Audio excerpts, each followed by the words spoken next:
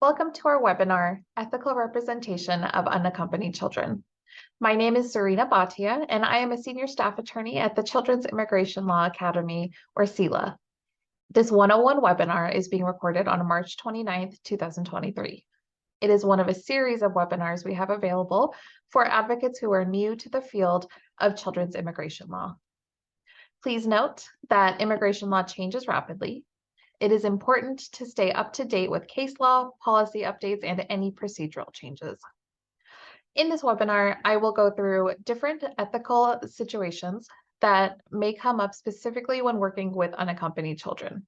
I will provide a general overview of the ABA Model Rules of Professional Conduct, so note that they will not be specific to any jurisdiction. Because ethics rules vary by jurisdiction, as a practitioner, it is important to be familiar with the ethical rules of your own jurisdiction, as well as the ethical rules of any federal agency you're practicing before. We will end this webinar by providing some resources of where to go to work through any ethical dilemmas that may arise in your work with unaccompanied children. First, a little bit more about CILA. CILA is a project of the American Bar Association. We are part of the Commission on Immigration. CILA is a legal resource center, and we aim to build the capacity of legal service organizations and pro bono attorneys to represent children facing deportation. There is no right to appointed counsel in immigration court, even for children, and we believe that every child should have an attorney at their side in their immigration proceedings. A little bit more about the services we provide here at CILA. We are based in Houston, Texas, though we now provide services nationwide. We provide technical assistance regarding case-specific questions relating to children and youth with immigration cases. We offer 4 national working groups and 2 Texas-based working groups, the purpose of all of which is to provide spaces for advocates to collaborate. We provide trainings such as this one and written resources that are available on our website. Finally, we host a platform featuring pro bono opportunities across the country, and we provide resources related to pro bono. Speaking of the resources that we have here at CILA, we do offer free resources on our website, which is cilacademy.org, including a pro bono guide that details how to work with children and youth in their immigration cases. Okay, so getting started on the topic of ethics. First, we want to talk about which rules apply. So here we've actually linked on the slide. If you open the PDF, it'll link to this compendium, which was created by the American Immigration Lawyers Association, or AILA, and it is an ethics compendium, which was last updated on October 2022. It provides a really great overview of ethical considerations and resources related to immigration law specifically. A couple noteworthy quotes that we want to start off with by keeping these in mind throughout our webinar. Basically that new immigration lawyers may assume that if they are honest and fair with their clients, they don't have to worry about specific ethical rules. They are wrong. Unfortunately, that's not correct. And so immigration lawyers, although they may be licensed in more than in one jurisdiction, because they are practicing federal immigration law, their professional conduct is governed by ethics rules, federal regulations, and federal law. So all of this underscores the importance of developing a lawyer-client relationship based on mutual trust. So we're going to start by going over the federal rules of practitioner conduct. Immigration attorney conduct is regulated by the federal rules of practitioner conduct when practicing in front of USCIS or EOIR. You also want to look at the Immigration Court Practice Manual at Chapter 10, which was last updated in August of 2022, as well as the BIA Practice Manual in Chapter 11, which covers the discipline of practitioners as well. Both of these practice manuals are part of the EOIR reference materials, which are all available on the EOIR website. And then cited on here on the slide are the relevant regulations that also govern proceedings before EOIR and DHS. Also related to federal rules and policy, we wanted to provide a brief overview of some key updates that happened in 2022 that you should be aware of. First off, related to EOIR, they published a rule in September 2022 called Professional Conduct for Practitioners, Rules and Procedures and Representation and Appearances. So this final rule that they issued permits practitioners to enter limited representation of pro se individuals by entering a form called either the EOIR 60 or EOIR 61. And this doesn't require the practitioner to become the practitioner of record or to submit a motion to withdraw or substitute after completing limited document assistance. And so this is really helpful to know, especially if you might be engaging in limited representation in your role. And so also linked here on the right side of the slide are a couple of resources that you can refer to on your own time.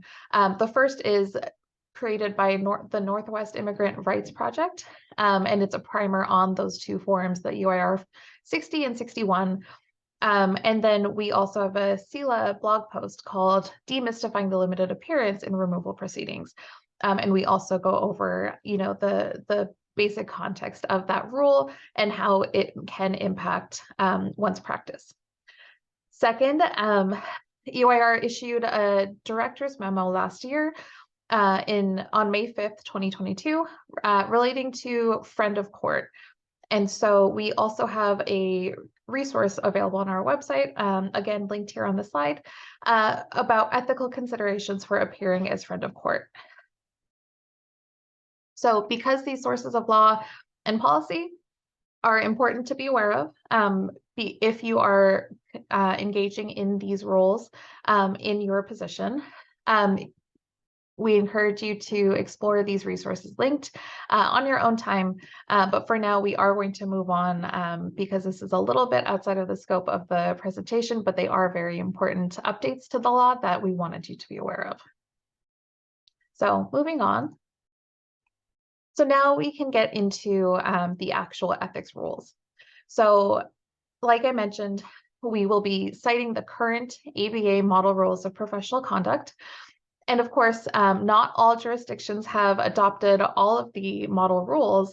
So that really underscores the importance of being aware of the local rules in your jurisdiction in which you are licensed. The first rule we will look at here is on jurisdiction over a lawyer's conduct. And here is the ABA model rule, which is Rule 8.5. So you also want to be aware of a resource on the ABA website, which for each model rule, the ABA has a chart available where you can actually see if that rule was adopted in your state. And so that link is also here on the slide. And so it'll be really important as we go through this webinar and all of the material that you note that we will be going over the model rules. And you also note that the importance of doing your research into your local jurisdiction and the ethics rules that you will be bound by. First off, we want to talk about non-lawyer conduct. So as we all know, working with unaccompanied children and representing them really is a team effort. So there is a whole legal team working under and in conjunction with an attorney or practitioner on the legal case. So it's important to be aware that there are rules that apply to these non-lawyer team members as well. Here we're looking at ABA Model Rule 5.3, which sets out responsibilities regarding non-lawyer assistance. And so a couple of important notes to be aware of here. So first, a manager must make reasonable efforts for the firm to have measures in effect to ensure compliance of the non-lawyers with professional obligations of the lawyers. Second, a lawyer who is directly supervising a non-lawyer must make reasonable efforts to ensure their compliance with the professional obligations of lawyers. So this is important to note because really the lawyer will be held responsible if they order or ratify non-professional conduct, or if they fail to take remedial action when they know about said non-professional conduct. So it's important to note this because most likely your organization will have internal policies, and of course, being aware of your local ethics rules in your jurisdiction, you want to make sure that you're complying with the rules that relate to non-lawyer conduct as well.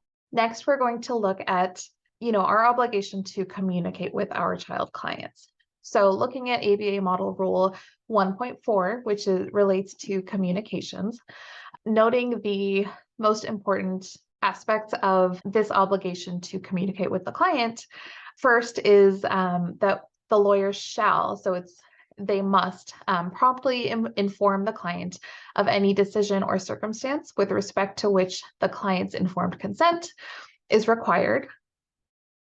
They must reasonably consult with the client about the means by which the client's objectives are to be accomplished. They must keep the client reasonably informed about the status of their case.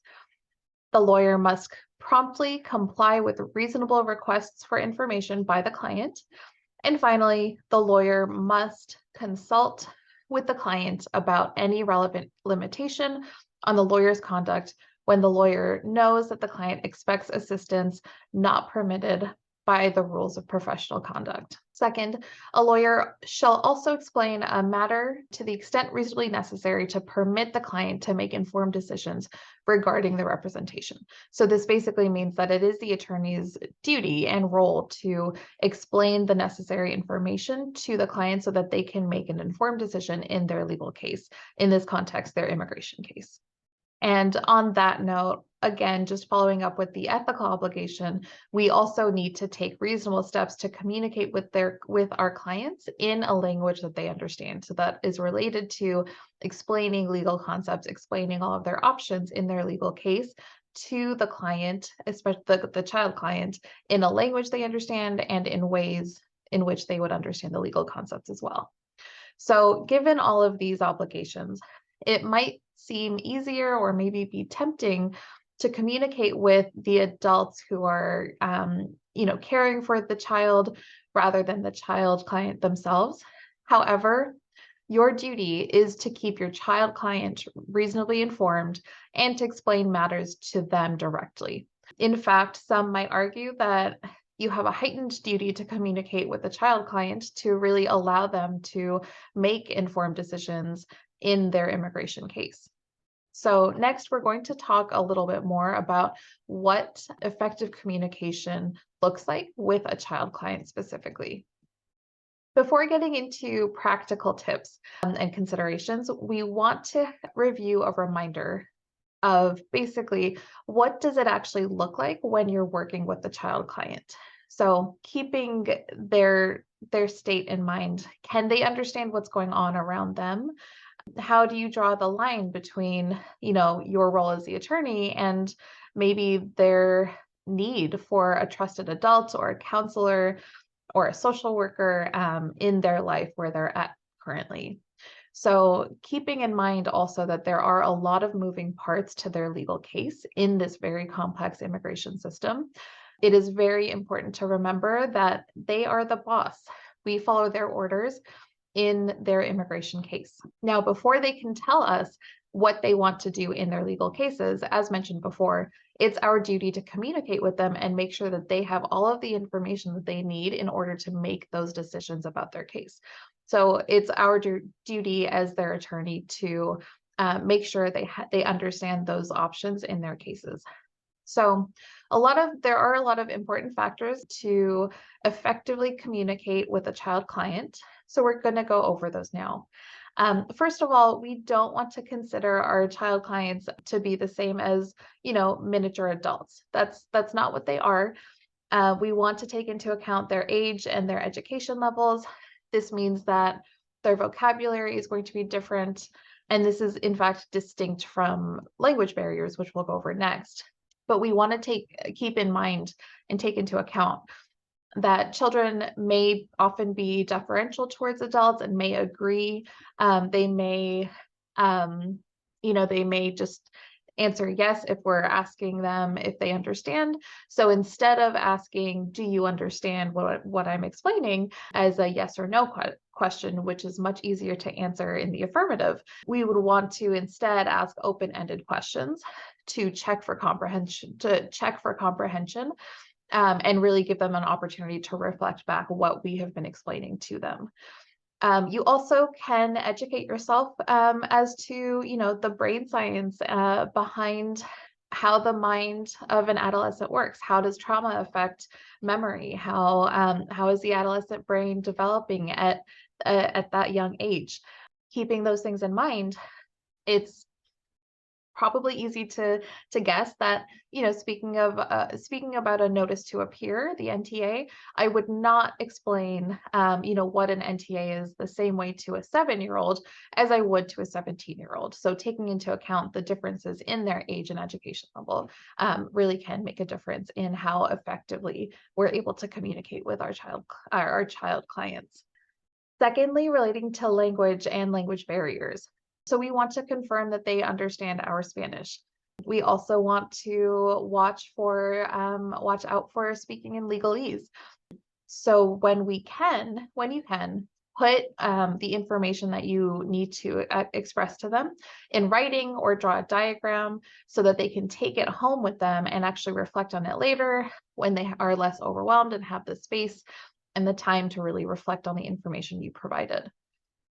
You also want to explain the role of all of the different people involved in the child's case. So as the attorney, for example, you would explain to them that you will go to court with them and that you will speak on their behalf with the judge. So it may seem basic, but it's really important information for them to know, for them to understand what each person's role is and what to expect from each person. This is going to help them. And then third, the cultural considerations. So there are a couple different considerations here. So first, relating to timelines and chronology, this can relate first to, the actual time of day, whether they might be late for appointments, and that could result from a very a few different reasons related to cultural differences, but also, chronologies and timelines. In their culture, they may not track time as specifically or as intently as we do in American culture. And so this can also be a cultural factor that can affect their ability to explain their experiences for you to understand and for you each to understand each other. And then second, the kinship terms. So this is helpful to keep in mind because maybe a child client is referring to someone as their aunt. And so you might want to think that that would be a blood relative and probably the sibling of one of their parents. However, it could be someone who they're not related to at all, and it could just be a family friend.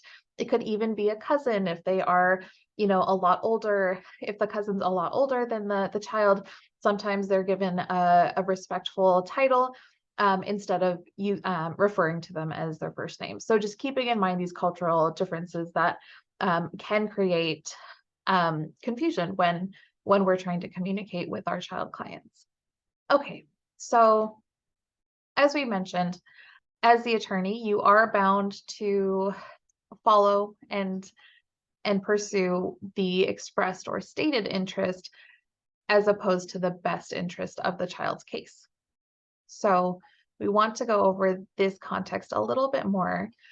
Looking at ABA Model Rule 1.2, it clearly states that a lawyer shall abide by a client's decisions concerning the objectives of representation.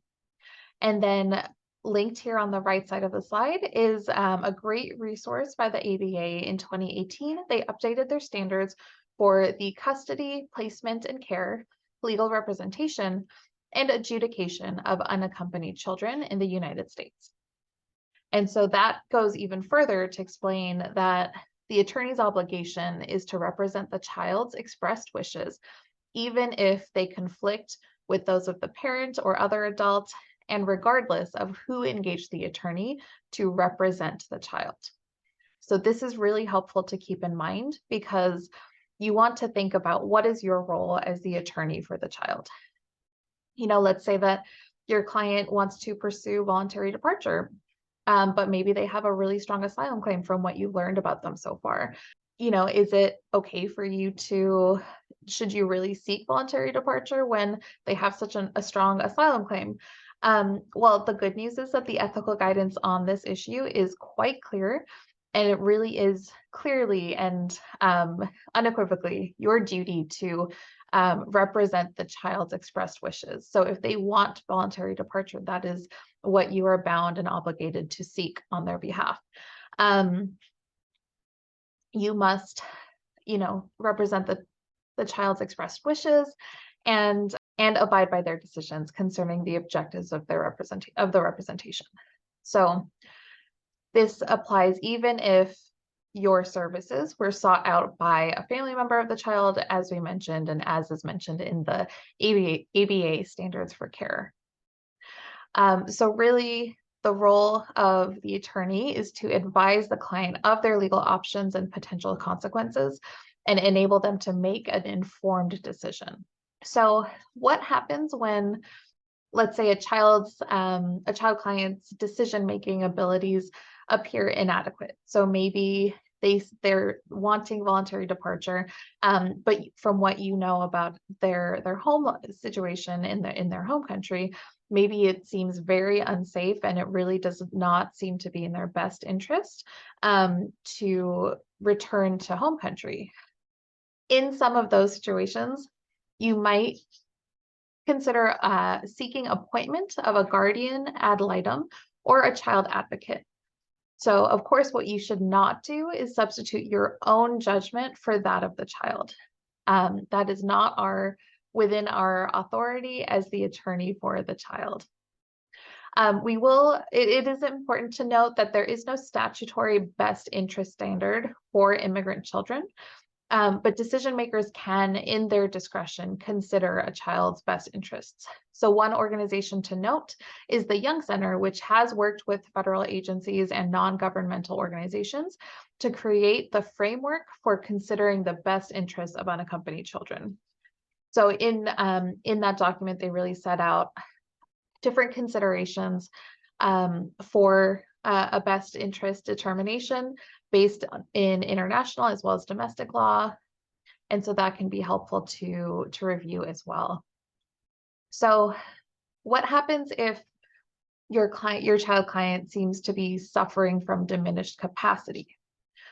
Before getting into that, we first really want to distinguish between competency and capacity. They are often used interchangeably, but they are very much not the same. So the ethics rules, at least, are fairly careful to always refer to a client's capacity. So let's talk about capacity first. Capacity can be thought of, we'll start with a metaphor. It can be thought of like your phone's battery. So sometimes the battery's full, sometimes it's really low on battery and it needs a charge. Sometimes it's completely empty. So that level of power in the battery varies. And depending on that battery level, your phone will either be able to make it through a video conference with audio and video, or you might have to, for example, turn the camera off or use the phone function only based on that battery level. So the same goes for capacity in people. Capacity is changeable, and it really refers to the child's ability to make a decision in a given context. So a child's capacity can be impacted by a number of factors. This includes intellectual and cognitive disabilities, such as childhood brain injuries or birth defects. It can include mental health disorders and also child development. So the most important takeaway relating to a child's capacity is that it can be fluid. And another note is that a child is presumed to have capacity and to be capable of expressing their point of view and wishes. So now getting to competency, that's more of a static concept. It's measured at a specific point in time. And in immigration, there is actually an established legal precedent for looking at a at a client's competency and whether or not certain safeguards may need to be put in place. So this is set forth in a case called Matter of MAM. It's a BIA case, and it's actually somewhat outside of the scope of this presentation, but I wanted you to be aware of it because it is different from the ethical concerns relating to capacity. So moving on to confidentiality. We're looking at ABA Model Rule 1.6 here. And so most importantly, we have the obligation to maintain confidentiality of the information received from our clients unless they give informed consent for us to disclose it. So it's also important to note, as set out in the rule, that a lawyer shall make reasonable efforts to prevent the inadvertent or unauthorized disclosure or unauthorized access to information relating to the representation of a client. And also another note that confidential information includes both privileged information and unprivileged client information. So we want to look at some exceptions to the ABA model rule relating to confidentiality. Again, note that this is the model rule. It is not specific to any jurisdiction. And so in your practice, you will want to be sure to check your own jurisdiction's ethics rules because the exceptions to the rule of confidentiality can really vary widely across jurisdictions. So wherever you are barred and are practicing, there will likely be some exceptions to the duty of confidentiality, but again, it can vary based on your jurisdiction. For example, we won't go through all of these examples on all of these exceptions listed out on the list, but one common exception is, an attorney may, and a lawyer may reveal information to the extent reasonably believed to be necessary in order to prevent certain death or substantial bodily harm. Going over to another related issue, actually, to confidentiality, we wanted to look at mandatory reporting, which is an important topic to talk about when you're addressing confidentiality. So this is a really great example of how much those exceptions to confidentiality can vary across jurisdictions. Because in Texas, for example, the Texas Family Code specifically states that there is mandatory reporting for any person who doesn't necessarily have to have direct knowledge or know that it is a fact, but they have to have cause to believe that there has been abuse or neglect by any person. This law includes and applies to attorneys. And so it's important to note that in Texas, attorneys are mandatory reporters. So we won't go into this in too much detail because it is, again, outside of the scope of this webinar. However, in case you are practicing and licensed in Texas, it's really important to note your obligations of mandatory reporting. And linked here on the slide on the right side is actually a frequently asked questions resource by CELA relating to this mandatory reporting rule here in Texas. So we also wanted to mention that because as we work with unaccompanied children, oftentimes they are disclosing horrific things that they have experienced, and whether it's abuse or neglect or something else, it's important to know whether you as their attorney or their lawyer can or must tell anyone about it. So again, it's very much a state dependent thing. And it's really important to address this head on and at the beginning of your representation with your child client, if it might come up down the road so that they are not blindsided. And just to contrast this aspect with another state, in California, for example, there is no mandatory reporting for attorneys. And in fact, confidentiality is protected quite strongly in their ethics rules. And so it just goes to show that these two states give really good examples of two extremes almost of the exceptions to the confidentiality, the obligation and duty of confidentiality by the attorney. Moving on to another related issue under the umbrella of confidentiality. So again, in our work with unaccompanied children, we often work with interpreters and translators. And so this means that there can often be another set of eyes and ears on your client's personal confidential information. So here we're going to revisit that ABA Model Rule 5.3, the first one we saw, relating to non-lawyer conduct. And we want to note that on the far right of the slide, set out in a comment to that model rule, the ABA set out that supervisors should have measures in place for the training and onboarding process to explain confidentiality obligations to their staff. So again, thinking of non-lawyers that who are involved in working in these legal cases, and they are also bound by confidentiality.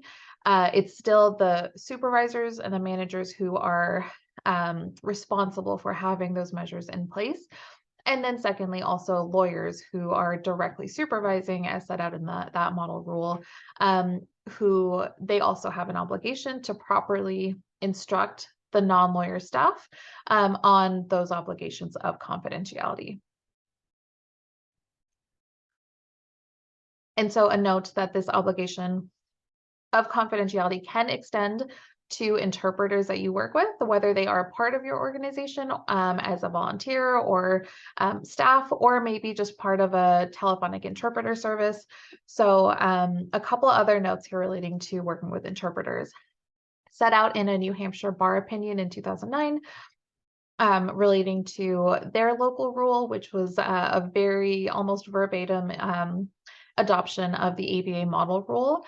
Their conclusion was that it's really important not to use a client's family or friends to interpret in their cases, just because those individuals may have a personal interest in the outcome of that case, and then that can give rise to a bias in that interpretation. And then finally, going back to best practices, it's definitely best practice for anytime you have volunteers or interpreters in the office, especially ones who are working with confidential client information, to sign an agreement regarding confidentiality specifically, so that they are aware of that obligation. Okay, another issue related to confidentiality is how do we how do we maintain files and security measures, and how does that factor into confidentiality? So we're really talking here about work product, which is privileged confidential information. And generally it's material prepared, made in anticipation of litigation. And so although we don't necessarily do much litigation in cases with unaccompanied children, it's still a really important best practice to develop good habits related to these security measures. So some examples and considerations to keep in mind relating to physical files. Is your desk organized? So are there client documents that are ending up in the wrong client's folders or files? Are you taking measures to lock up the physical files and secure them? And then related to, your organization's case management software, which is often on the computer. Just being aware that your organization likely has their own policies and procedures in place relating to best practices for, making case notes or case logs relating to individual clients. So that's also important to be aware of. And then without going into the weeds too much, since I am not qualified to get into the technicalities, we also want to talk about security in how it affects our computers and digital files. So especially in the age of work from home, it's important to keep computers locked to a desk. If you are sending emails that contain client information, you definitely want to encrypt those emails to keep that information confidential. And then finally, a good example of computer security is just, for example, do not leave your work computer in your car, because that leaves it at risk of being stolen, along with all of your clients' information. Next, we're going to move on to conflicts of interest. So conflicts of interest can come in many forms, and a lot of the guidance out there doesn't necessarily contemplate the specific scenarios that we might see in representing and working with unaccompanied children. However, we can note that luckily we're not talking about the type of conflict on the slide here relating to money. So the first type of conflicts of interest that we might come across in our cases. It might look like a sponsor who wants to be the legal conservator in a child's custody case for special immigrant juvenile status in state court. And let's consider whether you should be doing a conflicts check to make sure your program hasn't identified the same sponsor as perhaps a negligent parent in relation to another client. So moving on to more practical matters relating to the conflict of interest, keeping in mind that, there is no conflict until there is a conflict. It can be easy to avoid this conversation, to want to avoid this conversation with your client, because if you just pretend it's not there, it doesn't have to be there or really come up. But it really is very important to address the potential for conflicts of interest from the very beginning of your client's case. And we want to define really what is a conflict of interest. So it can arise when if representing one client will be directly adverse to another client, or if there's a significant risk that the representation of one client will be materially limited by responsibilities to another client, a former client, or a third person or personal interest of the lawyer. So going back to that situation I mentioned a moment ago of the sponsor of a child wanting to be the legal conservator for your client, but let's say that they were previously identified as a negligent parent in another child's case. So this pretty much squarely brings up ABA Model Rule 1.7, which we just went over. It pretty much is the kind of scenario contemplated by the model rule where if your program represents this person as a sponsor for one child when they were already previously identified as a negligent parent in relation to another child, that is directly adverse, and that's squarely creates a conflict of interest. It is important to note that whether there is a conflict of interest is a case-by-case consideration. So it's very case specific, and you need to know that if there might be a conflict, you want to check for that. And then you want to determine based on the facts at hand, whether a true conflict exists. So let's say that you have identified that there is a true conflict based on the facts of the case. So then it's important to address this with your client. So you can actually potentially continue representing the client if a couple of requirements are met. First, you reasonably believe the lawyer will be able to, you as the lawyer, reasonably believe that you'll be able to provide competent and diligent representation to each affected client. The representation is not prohibited by law. The legal issue is not one where it's one client against the other. And most importantly, each affected client gives their informed consent confirmed in writing. So that requires a couple different pieces. One, they must be informed, they must give their consent, they must fully understand the situation, the potential for conflicts, and then, be willing to move forward given that. And they also must confirm that in writing. And so you can't move forward with that second newer client unless you go back and discuss with each client what the conflict is, how it might affect them, and then also get their full informed consent to move forward.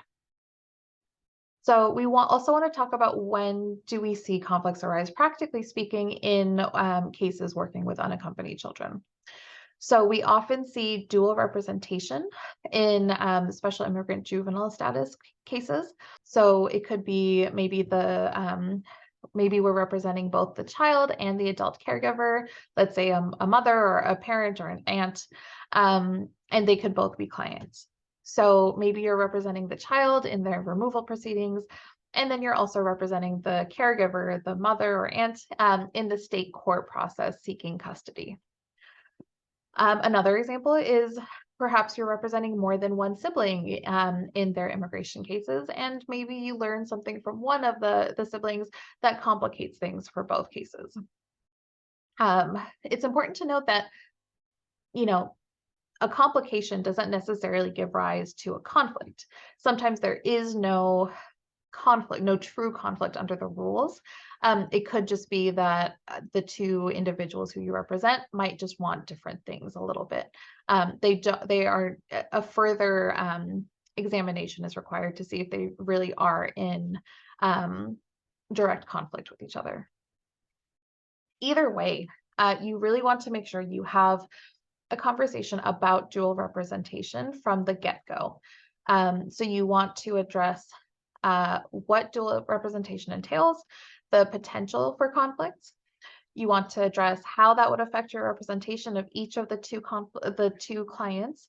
And then each client needs to consent to the representation, knowing that there could potentially be a conflict. So this goes back to that whole informed consent being very important. And then lastly, conflicts could also arise with former clients. Okay, so when is it okay to withdraw your representation?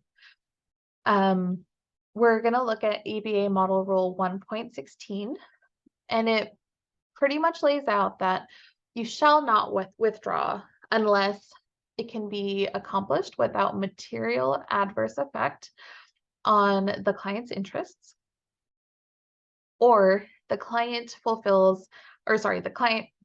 fails to fulfill an obligation and the lawyer gives reasonable warning that they will withdraw. So there's also some other guidance. You want to be sure to look at the immigration court practice manual if you are withdrawing your representation from EOIR. And then also, as always, you want to be sure to look at your own jurisdiction's ethics rules relating to withdrawal of representation, because we're just going over the model rule in this context and every other context we've gone over so far. So we'll talk about a couple different common scenarios that give rise to the need or want to withdraw representation. Let's say, for example, your client goes MIA, you've lost touch with them, and they have a hearing in immigration court coming up. What would you do in that situation? So first off, you don't have to withdraw. If it is necessary, though, you do have to do a couple of things. You want to do a couple of things to help mitigate the negative impact of your withdrawal. So relating to that hearing in immigration court, you would want to ask for a continuance on their behalf. You would for them to be able to seek new counsel.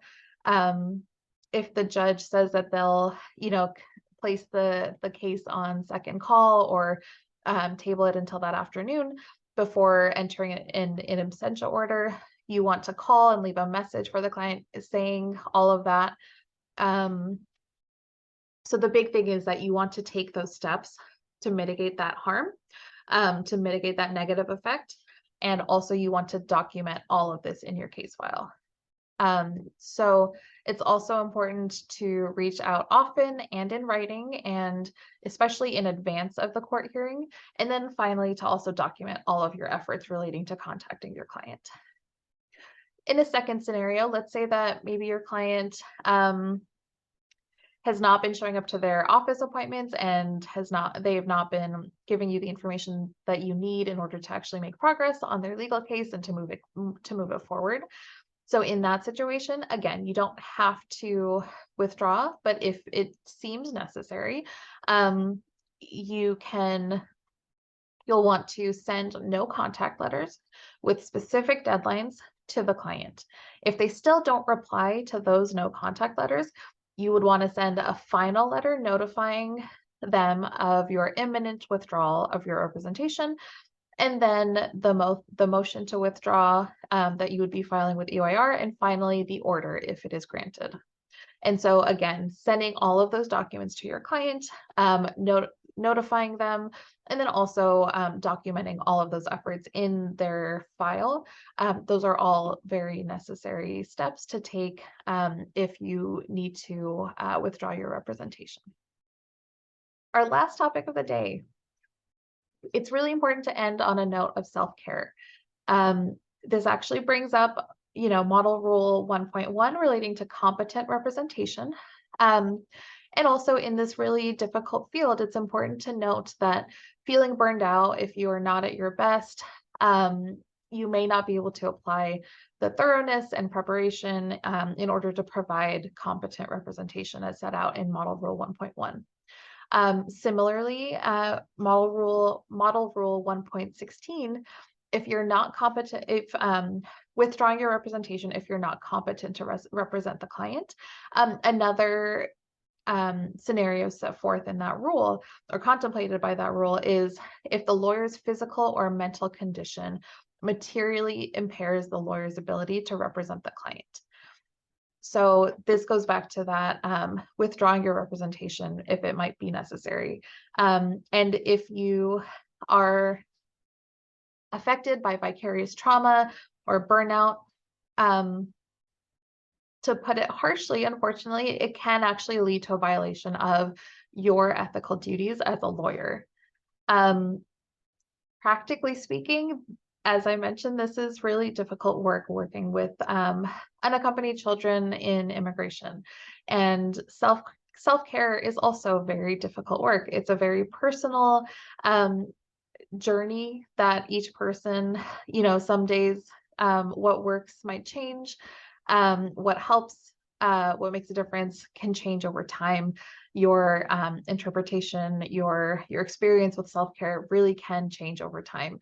And so it is helpful to know that it's part of our ethical obligations as lawyers to undertake these efforts in practicing self-care towards ourselves.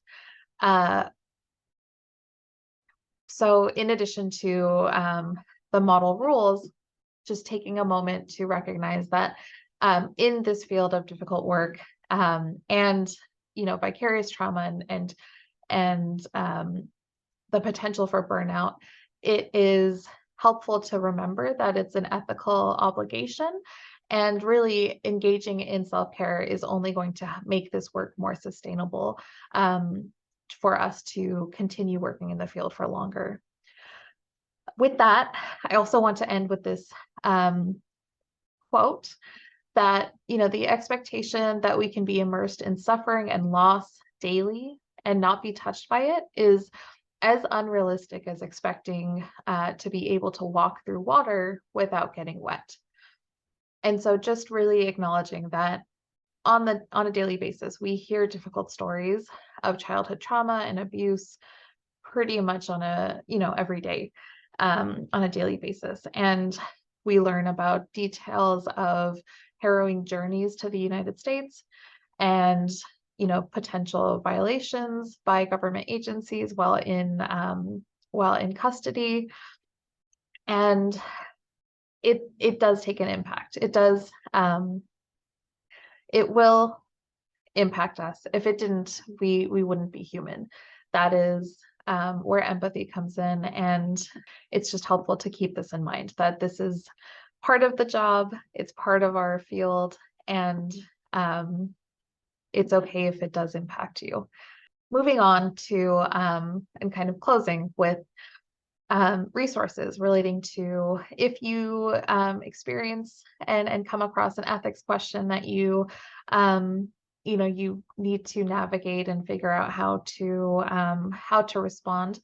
We wanted to lay out the most important steps and resources that you can confer with. So first, as mentioned throughout this whole webinar, you always want to read your local jurisdiction's ethics rules and also their comments, because that can provide helpful guidance as well. You also want to consult with your supervisor at your organization, as well as your colleagues who may have faced similar experiences or situations and may be able to, walk you through or provide some kind of guidance that in terms of what they have experienced and how they responded to similar situations in the past. You can find helpful resources online. ALA, if your organization has an account available to you, they have a whole plethora of resources related to ethics. And then also us here at CELA, as I mentioned, we provide technical assistance. And while we can't advise on the state-specific jurisdictional the jurisdiction-specific ethics rules, we are always happy to provide case considerations and strategy considerations in your work doing removal defense and working with unaccompanied children. And then finally, if your state bar has an ethics helpline, they may have a hotline or a helpline where you can call and give them information about your current case situation, and they may be able to provide you guidance. Again, that's a very state-specific thing, but I do know that there are a lot of states that have that, and so that can always, that may be another resource that you can reach out to. As we wrap up, I'd like to tell you a little bit more about CELA's pro bono platform called Pro Bono Matters for Children Facing Deportation. We host this on our website. There are many children and youth who do not have representation in their immigration cases and must proceed alone. So currently 18 organizations from across the country are able to post children's cases to this platform, where there's cases that need pro bono representation. So there are opportunities to get involved nationwide. And finally, we really hope you stay connected with us here at CELA. We encourage you to sign up for CELA's monthly newsletter. You can check out our website to learn more about us, see upcoming trainings and working group meetings, request technical assistance, and also view some of our written resources. Finally, thank you so much for joining this 101 webinar on ethical representation of unaccompanied children. We really hope it provides some helpful background as you get started in this important work. Thank you again for joining me, and I wish you the best of luck in your work. Thank you.